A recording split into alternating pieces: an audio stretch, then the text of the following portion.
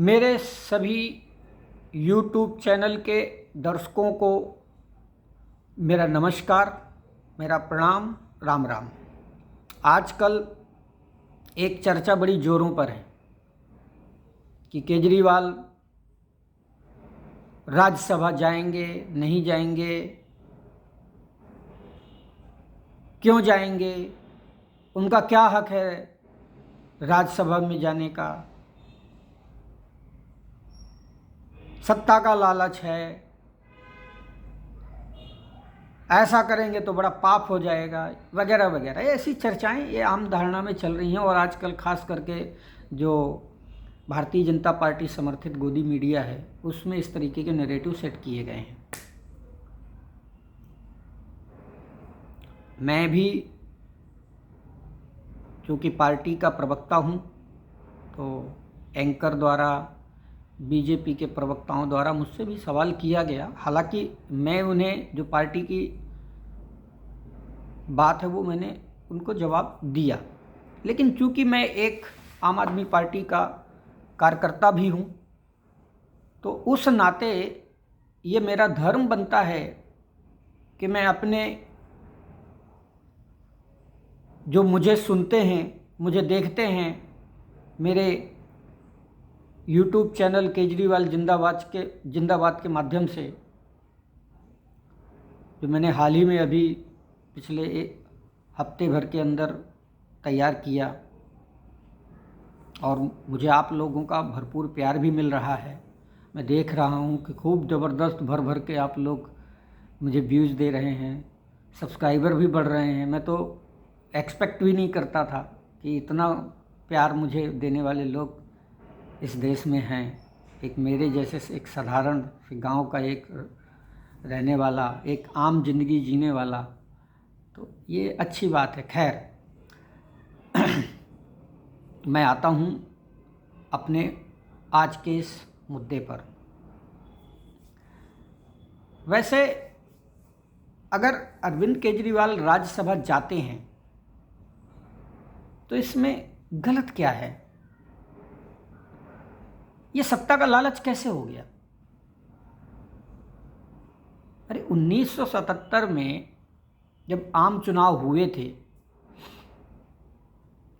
तो इंदिरा गांधी जी उस आम चुनाव में हार गई थी और जनता पार्टी, जो आज भारतीय जनता पार्टी है, वो तब जनता पार्टी हुआ करती थी,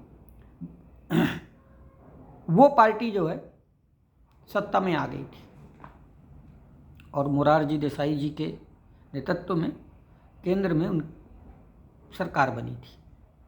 तब इंदिरा गांधी जी ने कर्नाटक से बाई इलेक्शन लड़कर लोकसभा में पहुंची थी। तो इसमें क्या गलत था? क्या ये सत्ता का लालच था?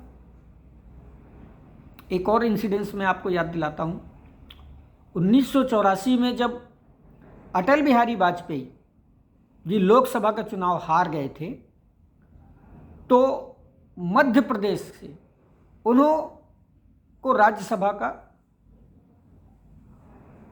टिकट दिया गया और वो मध्य प्रदेश से राज्यसभा में एंट्री किए। तो उसमें गलत क्या था? क्या वो सत्ता का लालच था उनका? नहीं। लेकिन हाँ, इंदिरा जी और अटल जी के संसद पहुंचने पर एक घटना जरूर घटी और वो ऐतिहासिक घटनाओं में से है। मैं याद दिलाता हूं कि तत्कालीन केंद्र सरकार के बुरे दिन उसी दिन से शुरू हो गए थे। तो अगर अब देश की एक राष्ट्रीय पार्टी का शीर्ष नेता देश की संसद में जाता है तो सिवाय बीजेपी और कांग्रेस को इन दोनों के अलावा किसे आपत्ति हो सकती है? मुझे नहीं लगता कि और किसी पार्टी को कोई आपत्ति होगी। बीजेपी को आपत्ति इसलिए है क्योंकि उन्हें डर है कि कहीं केजरीवाल उनके साथ संसद में वो सब ना कर दे जो इंदिरा जी ने जनता पार्टी सरकार के साथ किया था। और कांग्रेस की चिंता यह है कि कहीं केजरीवाल अटल जी की तरह तत्कालीन स्वर्गीय राजीव गांधी सरकार के खिलाफ सदन की आवाज़ न बन जाए। इसलिए बीजेपी और कांग्रेस दोनों केजरीवाल के खिलाफ एक नैतिक दबाव बनाने की कोशिश कर रहे हैं, नैरेटिव सेट कर रहे हैं, जैसे राज्यसभा की तरफ देखना भी उनके लिए गुनाह है, पाप है, धोखा है। सोचने की बात है कि केजरीवाल 3 बार मुख्यमंत्री रहे हैं। जनता ने उनके नेतृत्व में उनकी पार्टी को दिल्ली में 2 बार और पंजाब में 1 बार अभूतपूर्व बहुमत दिया। अगर वो राज्यसभा के लिए उपयुक्त नहीं है तो फिर कौन है? सोचिएगा जरूर। खैर, इस मुद्दे पर आम आदमी पार्टी ने अपना पक्ष पहले ही स्पष्ट कर दिया है। प्रदेश की राजनीति के लिए अच्छा होगा अगर अरविंद केजरीवाल जी राज्यसभा जाएं, क्योंकि ये मेरा व्यक्तिगत मत है। मैं चाहता हूं कि अरविंद केजरीवाल जी को राज्यसभा जाना चाहिए और जो मौजूदा देश के हालात हैं, मेरा ऐसा यकीन है, मेरा मानना है कि वो बेहतर तरीके से संसद की पटल पर रख पाएंगे। जय हिंद। आप सबका बहुत बहुत धन्यवाद।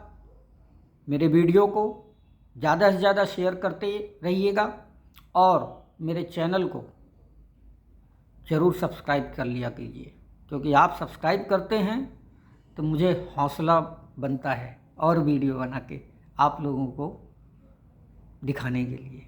ठीक है, धन्यवाद।